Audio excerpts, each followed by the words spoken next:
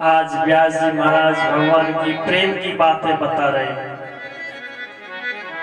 जिस परिवार में प्रेम होता है और प्रेम की भावना से हिलमिल करके रहते हैं, वह परिवार स्वर्ग मानो गयो है।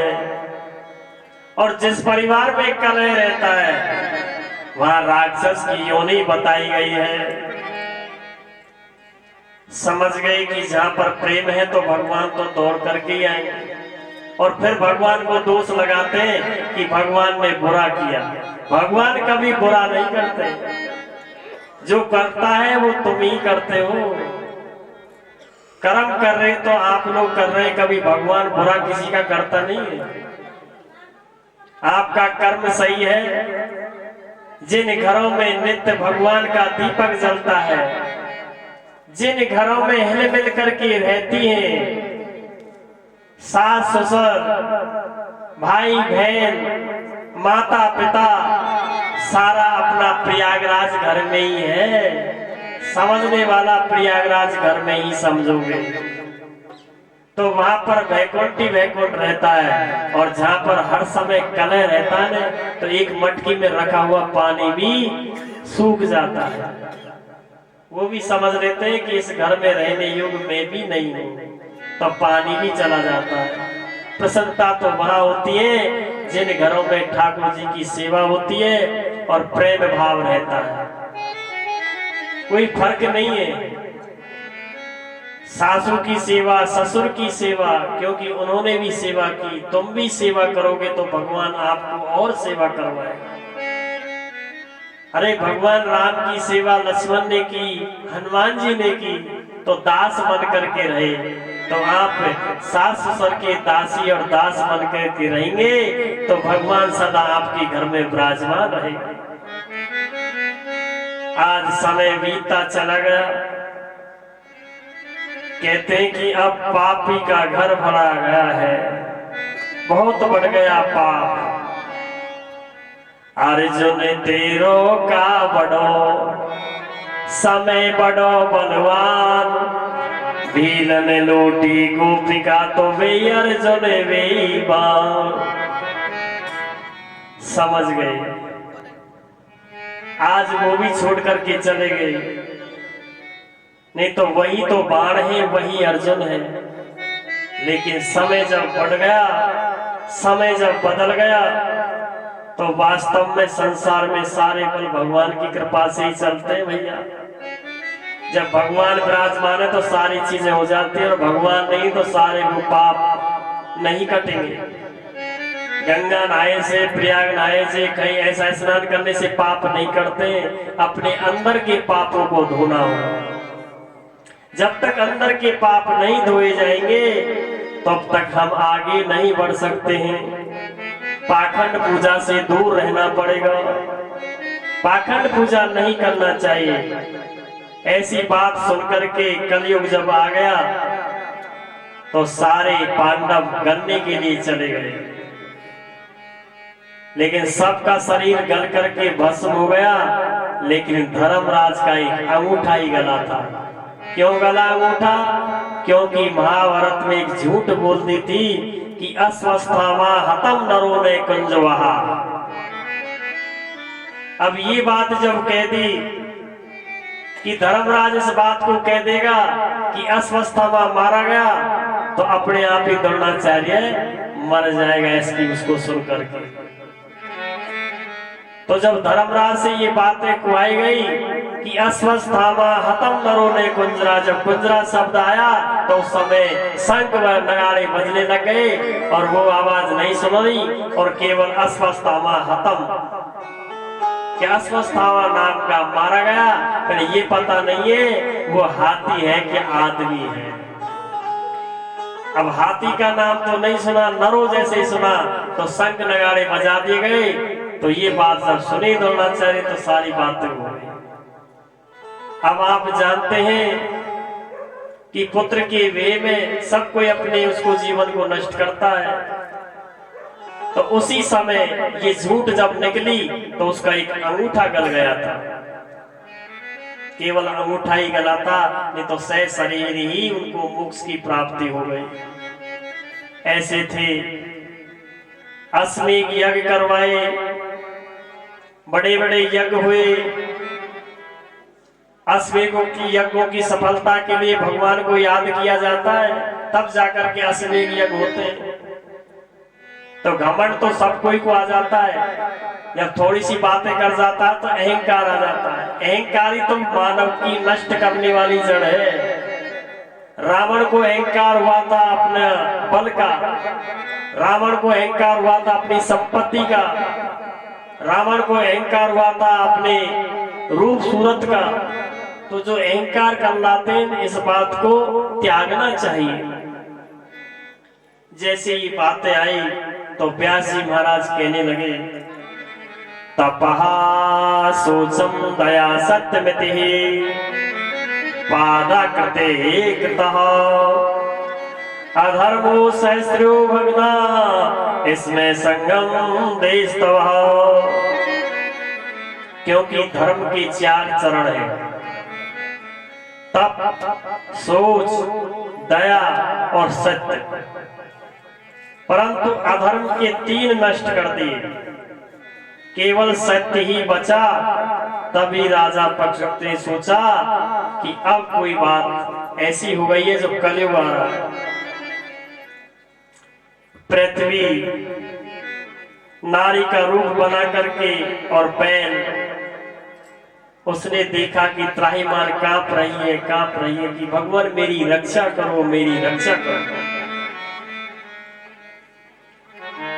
राजा परीक्षक ने देखा कि एक वेशधारी एक शूद्र लाल से गाय को और बैल को मार रहा है, ये पापी कौन है? दोनों थर-थर कांप रहे हैं, मेरे राज में गाय और बैल। राजा परीक्षक ने क्रोध में आकर के भर करके धनुष बाण को संघारा और गरज करके कहा, अरे दुष्ट सावधान, तुम कौन हो जो हमारे राज्य में गाय और बैल को सता रहे हो? तो कौन सा पापी है?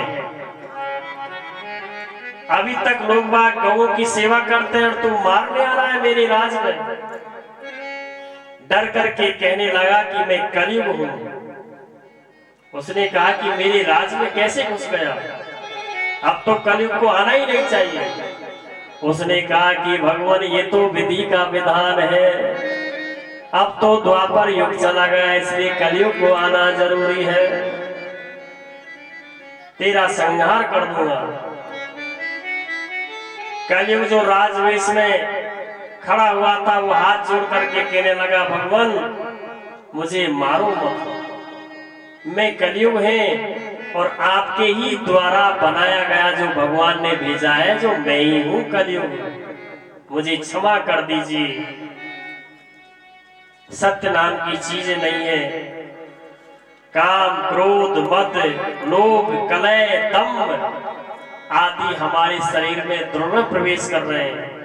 तो कलयुग तो दुर्गुणों का भंडार है, किसी को समझाओगे तो उल्टा लगेगा।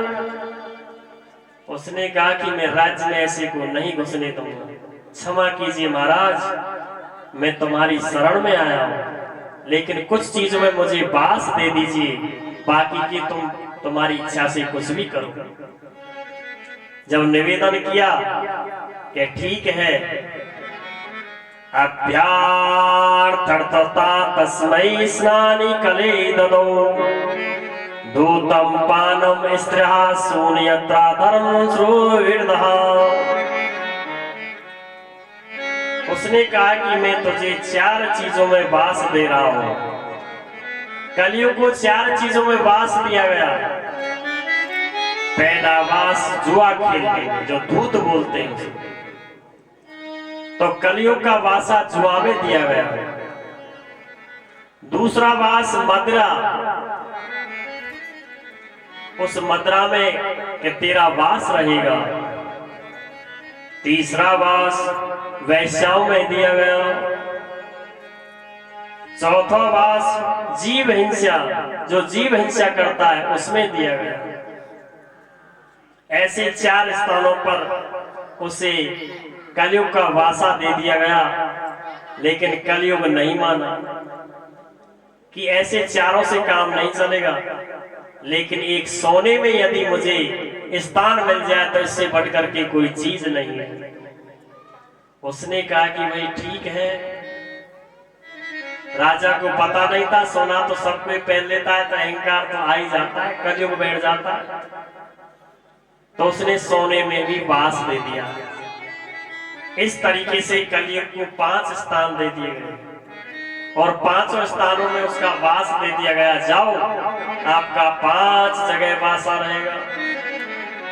अब जुआ खेलते हैं तो देखा उसका भी राज चले गए।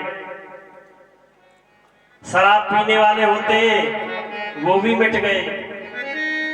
पर स्त्रियों के साथ में रहते हैं वो भी चले गए।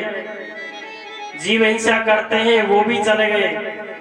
और जो पाप का कमाया धन जो होता है ना, उसमें केवल एक ही शर्त है, सोने में तो वास उस जगह होगा जब पाप का कमाया हुआ धन है उसमें वास करना, लेकिन मेहनत का कमाया हुआ धन होगा उसमें वास नहीं करना। जो अपना मेहनत का कमाया जो धन होता है उसमें कोई कलयुग का प्रवेश नहीं है, लेकिन पाप का धन कमाया उसमें कलयुग प्रवेश रहता है, इसलिए वो बर्बाद कर देता है। कहते हैं भैया 1 नंबर को कि 2 नंबर को, तो वो 2 नंबर को कर दे करके 1 नंबर को तो 1 नंबर ही होता है। इस तरीके से उसे वासा दे दिया गया 5 स्थानों में। तभी तो कहा है कबीरदास ने, अच्छी अच्छी वाणियां कहा गई हैं। कनक कनक सो गनी मादकता अधिकार, वो खाए बोरात जगिया पाए बोराय। कनक मानी सोना भी होता है और कनक मानी धतूरा जो महादेव जी पर चढ़ाते हैं वो जहर है, उसको पीने से नशा होता है। और एक सोना जब पा जाता है तब भी नशा हो जाता है, आदमी तब भी पागल हो जाता है। उसको पीने से भी पागल होता है और उसको पाने से भी पागल हो जाता है। तो यही है कि यह धन पाप का कमाया हुआ बुद्धि को बिगाड़ देती है। और ये ऐसा धन है कि या तो वो हॉस्पिटलों में लगेगा या राजकाज में पुकार में लग चला जाएगा, क्योंकि जब पाप का हमारे घर में धन आ जाता वो वैसे ही बर्बाद हो चला जाता। इसलिए ऐसे से बचना चाहिए। हमारी माता बहनें बेटियां समझती है ने, वो क्या करती हैं कि बिल्कुल घर को शुद्धिकरण रखती है और शुद्धिकरण रख करके भगवान का प्रसाद बनाती है और तब ठाकुर जी को भोग लगाती है, तो तब जाकर के वो घर बहुत अच्छा बना रहता है। अब तो कह नहीं कि सर्दी लग जाएगी, जूती पहन रखी है और रसोई घर में रोटी बना रही है। उसने देखा ही नहीं चूल्हे पर चौका पाती लगाई या नहीं लगाई, रोटी बना रही है। तो ये कोई प्रसाद नहीं माना गया।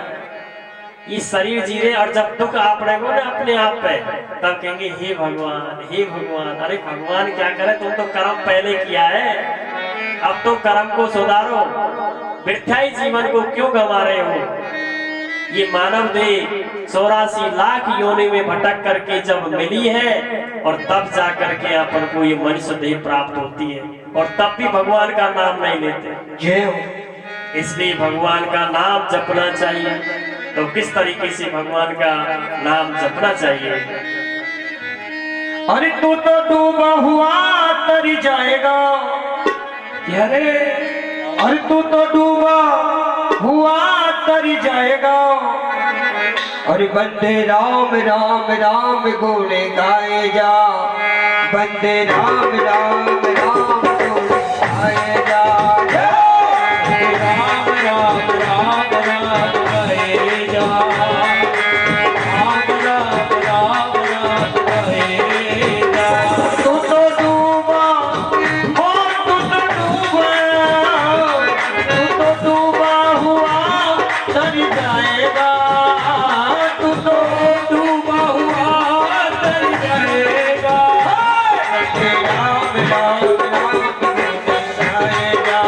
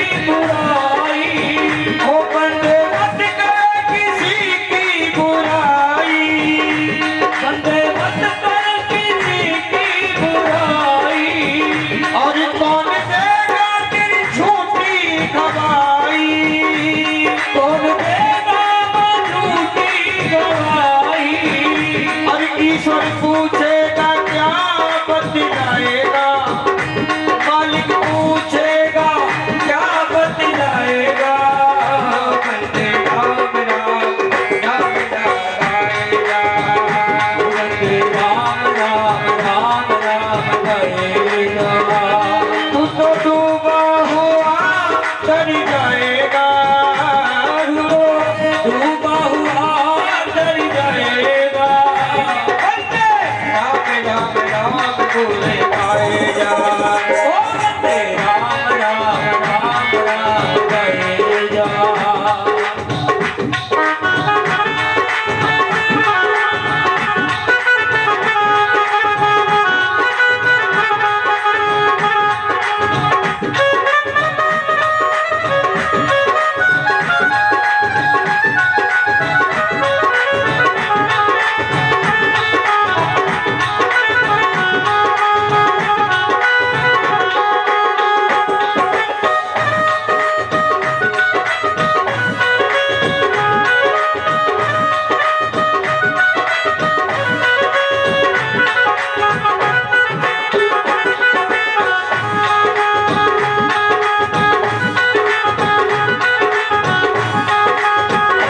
तू तो डूबा हो, तू तो डूबा, तू तो डूबा हुआ तर जाएगा, तू तो डूबा हुआ तर जाएगा।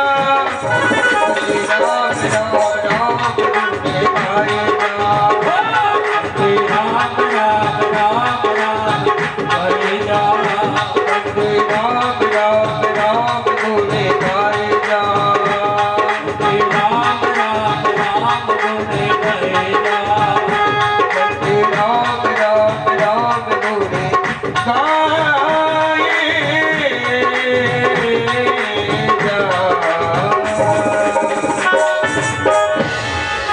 बोली वृंदावन बिहारी लाल की जय हो। जय जय श्री राधे। जो ये संसार है, अनर्थों की जो जड़ है वो धन ही है, और धन ही अनर्थों की जड़ होने के कारण ऐसा संसार में होता है। एक समय क्या भयो कि एक बड़े प्रेम से दो मित्र थे, अच्छे मित्र थे, गहरे मित्र थे। उनके बिना वो नहीं रह सकता, उसके बिना वो नहीं रह सकता। तो एक रास्ते से गुजर रहे थे। जैसे ही रास्ते से जाने लगे तो एक वृक्ष के नीचे उसे सोने की मोहरें मिल गई। दोनों बड़े प्रसन्न होने लगे कि हमें तो सोने की मोहरें मिल गई है, हम बहुत बड़े धनवान हो जाएंगे इसे पाकर के। उसने कहा कि भैया ऐसा करोगे, अपन दोनों आधा आधा हिस्सा कर लेंगे और प्रेम भाव से इसको बांट लेंगे। एक वृक्ष के नीचे जाकर के बैठ गए, दोनों ने बंटवारा कर लिया। बंटवारा करके अलग अलग अपनी पोटली धन की बांध ली। वो कहने लगा भैया देख, सुबह के आए हैं, बड़ी भूख लग रही है, पास में एक गांव है, वहां से आप रोटी लेकर के आ जाओ, जब तक मैं बैठा हूं। क्या ठीक है भैया, कोई चिंता मत करो, मैं इस छाव की पेड़ पे बैठा हुआ हूँ, आप जाइए, भूख लगी हुई है, रोटी लेकर के आओ। वो गांव में गया, रोटी मांग करके लाया, खुद रोटी खा करके आ गया और उसके बांध करके लेकर के आ गया। उसने यहाँ योजना बना ली कि ये सारा धन मेरा ही रह जाएगा, इसको क्यों नहीं खत्म कर दिया जाए। ये झाड़ियों से होता आएगा और मेरे हाथ में ये कटार है, मैं इस झाड़ी में छप जाता हूं, जैसे ही निकलेगा और उसकी गर्दन उड़ा दी जाएगी। उसके अंदर पाप छा गया। उसने प्लान बना लिया कि मैं तो खाना खा करके आ गया हूं, इसमें जहर मिला करके ले चलता हूं, और जैसे भी रोटी खाएगा तो वो मर जाएगा, तो ये धन मेरे रह जाएगा। दोनों के पास में बेईमानी आ गई। जैसे भी रोटी लेकर के चला उसमें जहर मिला करके, तो दूसरा मित्र कटारी लेकर के झाड़ी के पास में छिप गया। जैसे ही झाड़ी से निकला तुरंत उसकी कटार से गर्दन काट दी गई और उसका वहां गोविंदाय नमो नमः हो गया। उसने कहा कि अब धन खा जा रहा है, पहले आराम से रोटी खा लेता, भूख लग रही है। उसने आकर के जैसे ही देखा रोटी खाई, और रोटी खाने के बाद में उसका भी गोविंदाय नमो नमः हो गया। अब धन रह गया, यो कि यों धन रह गया, कोई लेकर के नहीं गया। जब नियत बिगड़ जाती है, इस नियत से हमको दूर रहना चाहिए। इससे बढ़कर के कोई पाप नहीं है। तो वो धन तो मिल जाता है, क्योंकि ये कुबद्ध धन है, उसको नहीं मिलेगा चाहे कितना भी यत्न करो। और जब ईश्वर देता है तो चौड़े में छप्पर फाड़ करके दे देता है, अपने आप मिल जाता है। लेकिन ऐसा करने से धन नहीं मिलता। हमें किसी का सामान मिला है तो उसे सामान को मिट्टी के समान समझना चाहिए कि ये मिट्टी है। हमने तो उसको किसी गरीब ने कैसे कैसे कमा करके मजदूरी करके कुंडल बनवाया, और वो कुंडल गिर गया और किसी को मिल गया। गरीब की बात है। अब वो कितनी आहें उसकी रो रही है, और वो उसको लेकर के बड़ी प्रसन्नता हो रही है कि मैं पहन लूंगी, लेकिन वो ज्यादा दिन पहन नहीं पाएगी, कह के पछता ले। लेकिन उस गरीब आत्मा की आहें रो दूंगी जो जड़ से खो देती। समय जरूर लगता है, इसलिए ऐसे धन की कोई आवश्यकता नहीं है। हमारी तो झोपड़ी बढ़िया, ये झोपड़ी में आराम से कम प्रसन्नता से तो रहेंगे। वो महल भी बेकार जिसमें रोजीना झगड़े होते हैं, कोई काम के नहीं है। वो महल जिसमें आए दिन झगड़े हो रहे हैं, मर रहे हैं, एक एक उस पर मर रहे हैं, मिट रहे हैं, तो वो धन क्या काम का, वो महल क्या काम का। वो झोपड़ी बढ़िया, कम से कम दोनों वक्त टाइम से रोटी तो खा रहे हैं।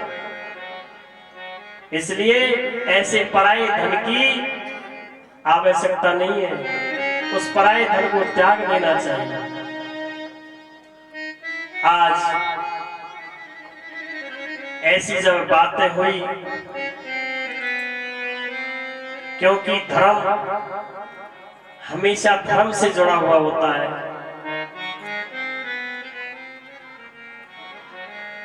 राजा परीक्षित जंगल में शिकार करने के लिए चला जाता है। उसने अपने बड़दादाओं का एक मुकुट रखा हुआ था, उस मुकुट को पहन करके, जो सोने का था, उसको पहन करके जंगल में शिकार खेलने के लिए चला गया। उसको पता नहीं था कि ये धन किसका मुकुट है, क्योंकि भीमसेन जरासंध से लड़ करके उस जरासंध से उस मुकुट को लेकर के आया था। तो जैसे ही खजाना देखा तो उस खजाने में तो मुकुट पड़े थे, उसको पहन करके राजा परीक्षित चला गया। जैसे ही जंगल में पहुंचा तो कलयुग में आप जानते हैं कि राजा कलयुग बैठ गया उस सोने पर, क्योंकि पापी का धन था। वो जरासंध पापी था। अब जैसे आगे बढ़ा तो शिकार खेलते खेलते शाम हो गई। शाम हो गई तो उसे भूख और प्यास लगने लगी। तो एक समीक ऋषि का आश्रम था। उस समीक ऋषि के आश्रम पर पहुंच गया, जो कौशक नदी के किनारे पर है।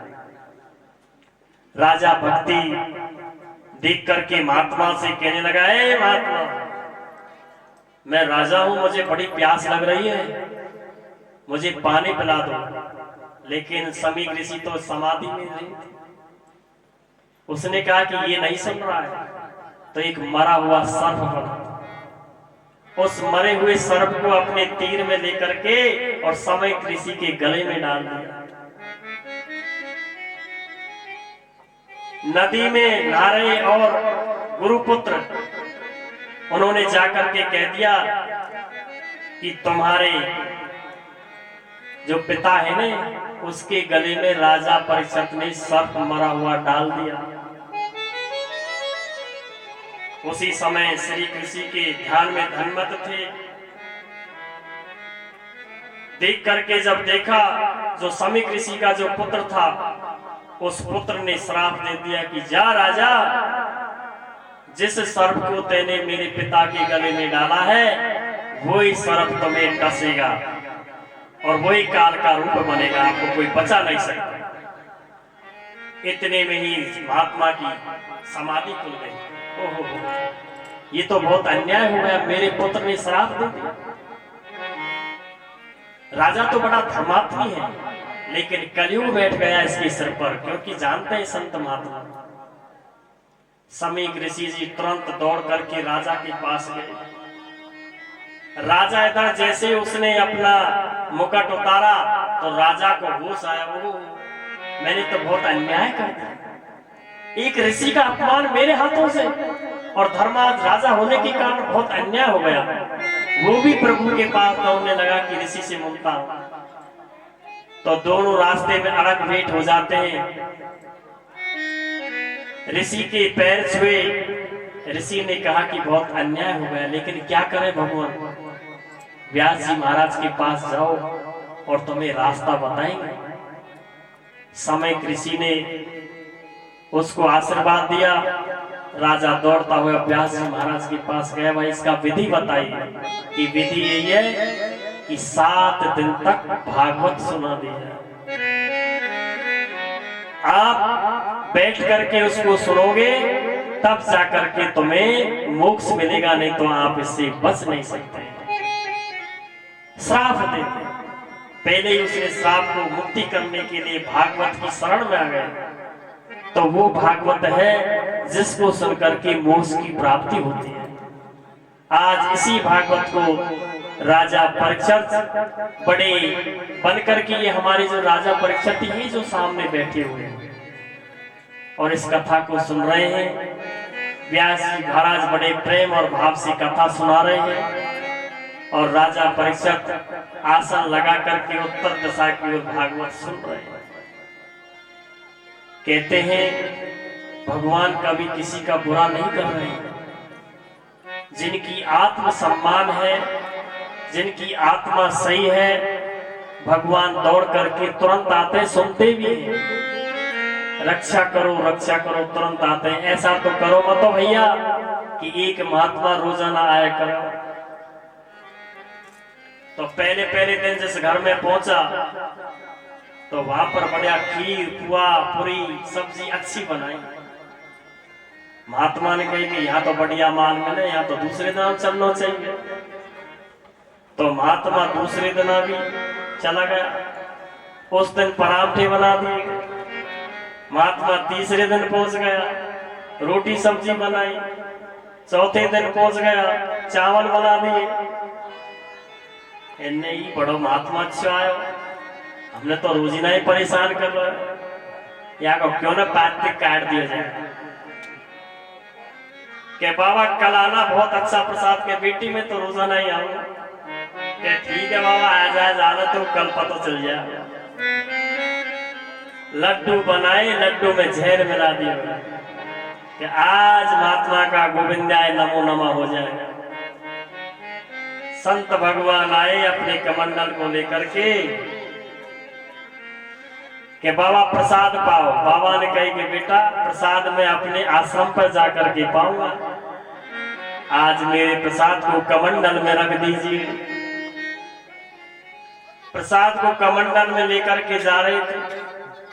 रास्ते में भागवत कथा का भंडारा हो रहा था। लोगों ने सोचा अरे भगवान जा रहे, महात्मा जा रहे, संत भगवान जा रहे, लाओ बुला करके प्रसाद तो पाओ, अच्छा महत्व रहता है। विनती करके और महात्मा को लेकर के आसन लगा करके उनको प्रसाद खिला देगा। उन्होंने तो खा लिया। अब वो लेकर के आश्रम पे ले गए, कोई भाई आएगा तो प्रसाद खा लेगा, मैंने तो पा लिया है। इधर से दूर आगे, गर्मी का दिन था कि बाबा बड़ी प्यास और भूख लग रही है कि बेटा देख ठंडा पानी है, आराम से पानी पियो और इस जो बड़ा है इस वट वृक्ष के नीचे आराम करो। मेरे पास कुछ लड्डू भी रखे, आप 2-2 लड्डू खा ले। दोनों ने 2-2 लड्डू खा लिए, खा करके पानी पी करके वहीं सो गए। बाबा जी ने सोचा कि अभी तक जगी नहीं, 5 बज गए, समय हो गया पूजा का, तो क्या हो गया। उन्होंने सोचे देखते हैं, जाकर के देखा, उसे झंझोला। उन्होंने देखा तो वो तो दोनों मरे पड़े हुए। वो समझ गया कि ये अन्याय उस माता ने किया है, जाना चाहिए। हाथ में डंडा लेकर के महात्मा उसके घर पहुंच गया। अरे दुष्ट, तेने ये क्या किया, तेने लड्डू में जहर मिलाया। वहां सोची बाबा तो सीधो ही आ गए, जहर हो तो मर जाता कि तुमने अन्याय किया है। जाकर के देखो मेरे राहगीर थे, वो मरे पड़े हुए। जाकर के जब देखा और कोई नहीं था, जिसने जहर मिलाया उसी के दोनों पुत्र थे। उसने जाकर देखा तो वो पुत्र, वो तो मारना चाहती थी संत को, लेकिन उसके दोनों पुत्र ही मर गए। जैसा जिसने कर्म किया है वैसा ही मिलता है, उसका कोई दोष नहीं है। तो कर्म का दोष होता है, तो जैसा जो कर्म करते तो वैसा फल मिलता है। और बंद तेरा रे नहीं है ठिकाना, एक न एक रोज, एक न एक रोज पड़ेगा सबको जाना रे। बंद तेरा रे नहीं है ठिकाना, बंद तेरा रे नहीं है ठिकाना।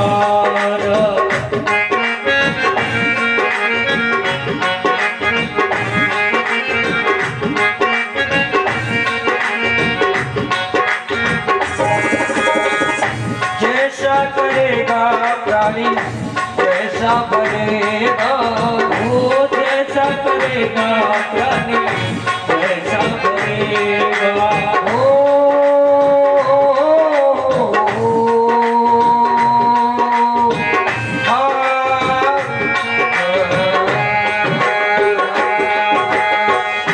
जैसा करेगा प्राणी वैसा बनेगा, जैसा करेगा प्राणी वैसा बनेगा।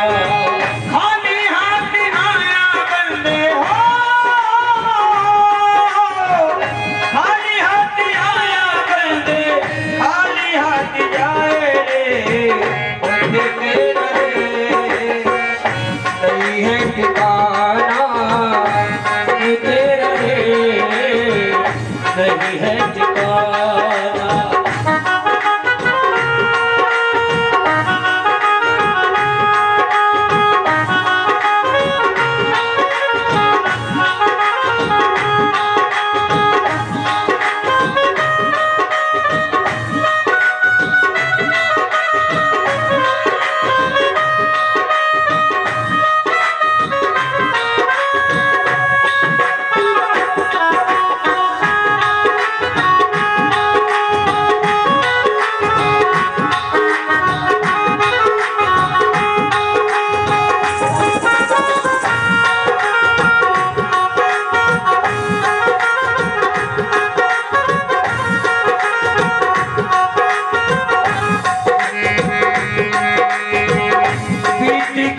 बचपन उनकी जवानी, बीत गया बचपन उनकी जवानी। आया है बुढ़ापा बड़ा है नारी, आया है बुढ़ापा जो बड़ा है नारी। बदली गया है सभी, बदली गया है सभी, हो कर पुराना रे। बंद तेरा रे नहीं है ठिकाना, बंद तेरा रे नहीं है ठिकाना। एक न एक दिल, एक न एक दिल पड़ेगा सबको जाना रे। बंद तेरा रे